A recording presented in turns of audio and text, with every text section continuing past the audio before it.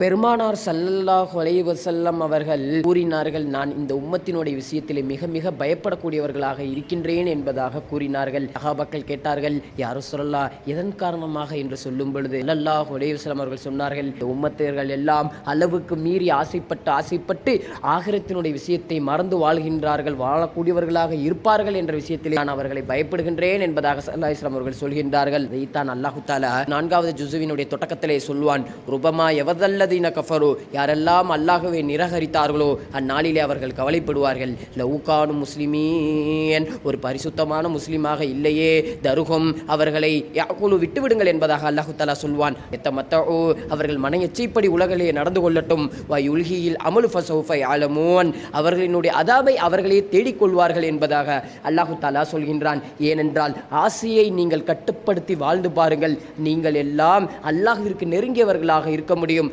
அப்படி வாழ்ந்தவர்கள் தான் சாலீன்கள், சஹாபாக்கள் எல்லாம் என்பதை நாம் சத்திய வரலாற்றுகளிலே காண முடிகின்றது. ஆனால் எச்சைகள் பின்பற்ற கூறும், உலகம்தான் எல்லாம் என்று சொல்லும். அல்லாஹ்விற்காக, என் ரப்பிற்காக, என் ரசூலுக்காக நீங்கள் வாழ்ந்து பாருங்கள். இந்த மன எச்சையை உங்கள் காலிற்கு கீழாக தூக்கி போட்டு பாருங்கள். அல்லாஹ் தஆலா உங்களை உயர்த்தியவராக, அல்லாஹ் தஆலா உங்களை வெற்றியாளர்களாக ஆக்கி விடுவான்.